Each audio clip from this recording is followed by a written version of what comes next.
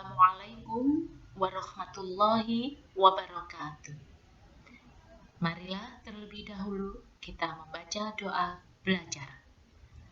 A'udzu billahi minasyaitonir rajim. Bismillahirrahmanirrahim. Rabbi zidni ilman nafi'ah warzuqni fahman thayyibah birahmatika ya arhamar rahimin.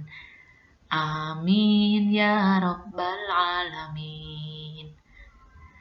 PAI dan Budi Pekerti kelas 3 semester 2 dengan materi memahami perilaku mohon pertolongan.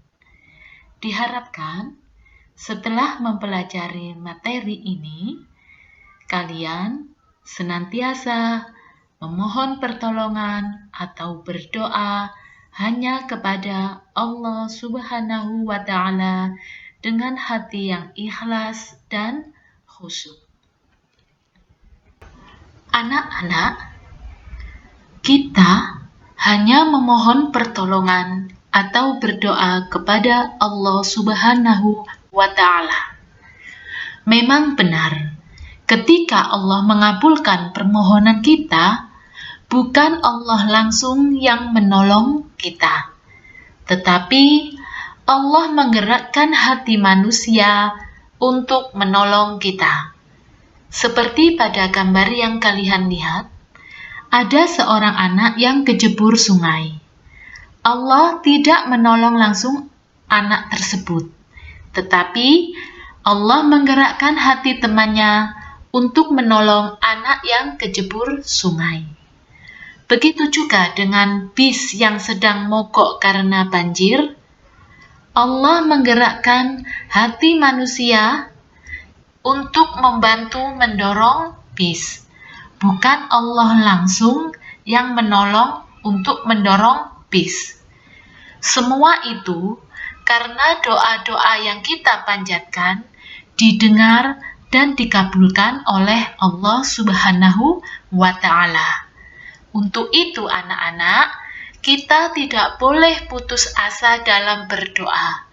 Berdoa secara terus-menerus, pasti Allah akan mengabulkan doa kita. Memohon pertolongan hanya kepada Allah Subhanahu wa Ta'ala. Dialah As-Somad, Allah tempat bergantung. Allah memiliki Asmaul Husna As-Somad sesuai dengan sifatnya, yaitu tempat bergantung, tempat memohon. Kita tidak boleh memohon kepada berhala, kepada patung, atau bahkan pergi ke dukun. Ingin kaya, memohon pertolongan ke dukun, tidak boleh. Ingin rezeki lancar, memohon pertolongan kepada patung, tidak boleh.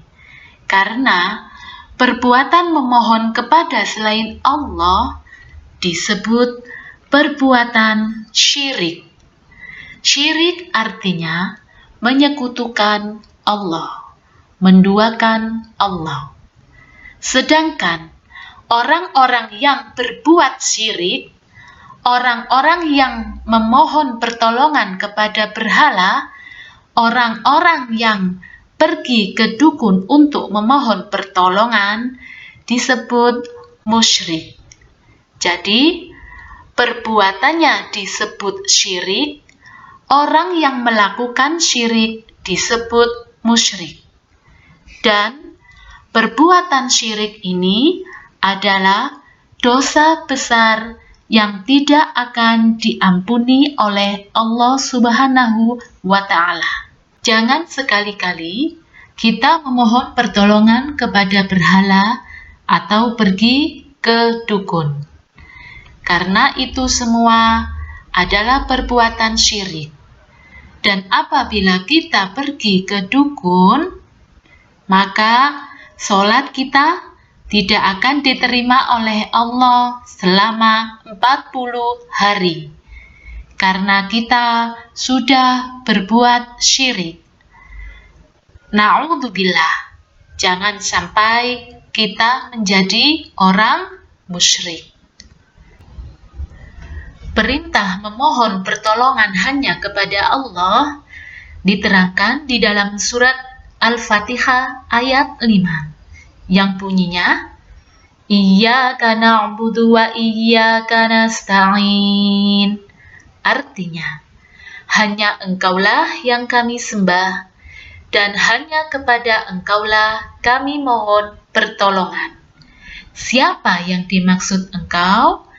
Tidak lain yaitu Allah Subhanahu wa Ta'ala.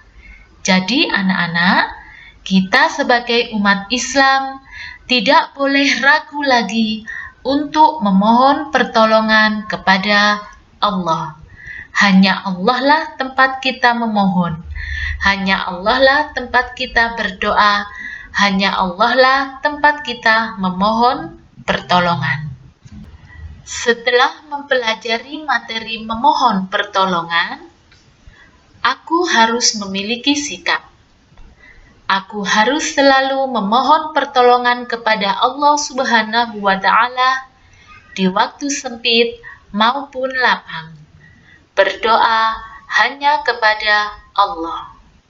Sekian materi hari ini. Semoga kita dijauhkan dari perbuatan syirik.